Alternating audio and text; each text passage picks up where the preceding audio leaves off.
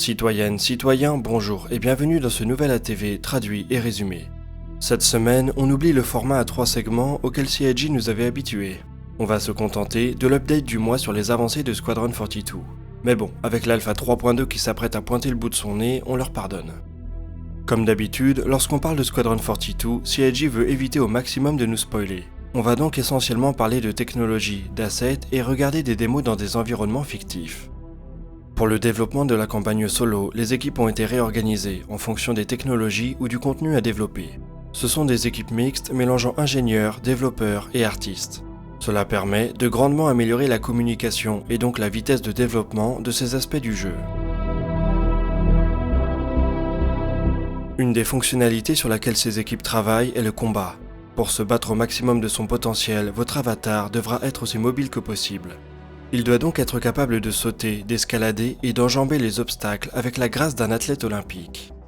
Dans un combat, le joueur doit aussi être capable de contrôler les mouvements de son avatar avec la plus grande précision.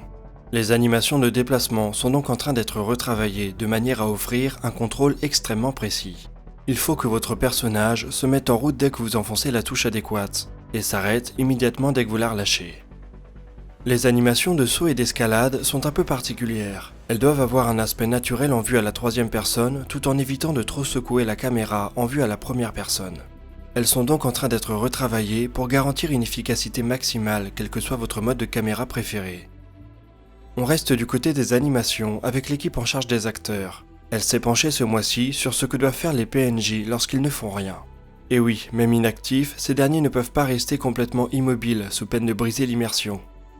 Un système de gestion des personnages inactifs est donc mis en place pour dicter leur comportement dès qu'ils ne reçoivent plus aucune instruction. On parle de quelque chose de très léger, une respiration par-ci ou un battement de cils par-là.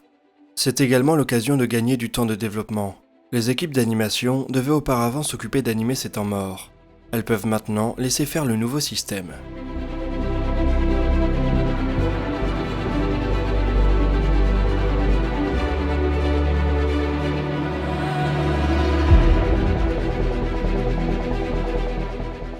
Les équipes d'ingénieurs ont travaillé sur un système procédural d'animation qui doit permettre d'intégrer au mieux les performances d'acteurs aux animations standards des personnages.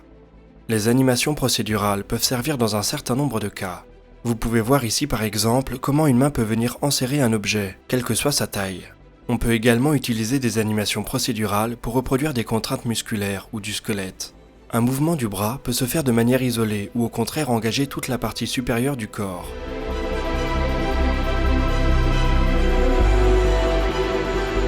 Aucun système n'est parfait cependant, même procédural. Il y a donc toujours des cas particuliers qui ne vont pas fonctionner avec ce système, mais globalement, les ingénieurs du jeu sont quand même très satisfaits du résultat. Des bras capables de bouger de manière naturelle seront très utiles pour les mécaniques d'inspection d'objets que CIG veut mettre en place. Il vous sera possible d'amener un objet au centre de votre champ de vision et de le manipuler à l'aide de votre souris. Dans le cas d'une arme, cela vous permettra de visualiser tous ses points d'attache. Encore un élément de personnalisation bienvenu.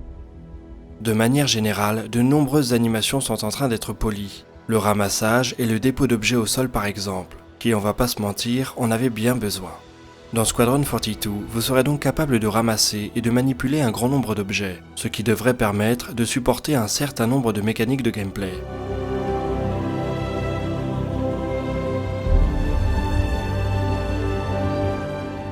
L'équipe en charge des armes s'attaque maintenant à l'arsenal Xi'an avec un lance-roquettes. Ce dernier est comme vous pouvez le voir assez massif. Sa taille avoisine celle du Raygun.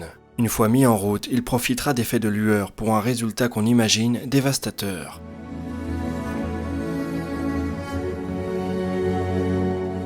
L'équipe en charge des VFX s'occupe justement de modéliser les dégâts que pourrait engendrer une telle arme. Une explosion n'amène pas seulement la destruction des matériaux, mais aussi leur déformation. C'est particulièrement vrai pour les métaux. Vous pouvez voir ici comment un mur métallique traversé par un projectile pourra encaisser l'impact. De quoi injecter une bonne dose de réalisme lors de la destruction d'un vaisseau. L'univers proposé par Star Citizen est marqué par des siècles d'exploitation des planètes par les corporations. Les déchets et les décharges sont donc monnaie courante. C'est l'équipe en charge des accessoires qui se charge de produire ces assets ou de retexturer des objets déjà existants.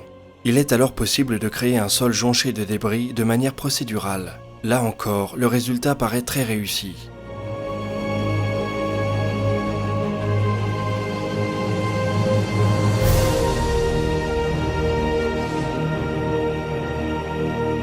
On espère en tout cas qu'en 2948, le vaccin contre le tétanos est toujours aussi efficace. Les équipes de développement de Squadron 42 s'occupent également de l'apparence, des animations et des armes de l'espèce Vandoul. Leurs armures rappellent l'apparence de leurs vaisseaux, mais pas que. Les Vandoul sont une espèce qui s'accapare la technologie des autres. Ces emprunts sont donc visibles dans l'apparence de ces terribles guerriers. Les Vandoul se battent à l'aide de lances. Ces dernières peuvent être utilisées comme des armes à distance ou au corps à corps. Si jamais vous avez la malchance de vous trouver très près d'un Vandoul, vous pourrez également faire connaissance avec son couteau.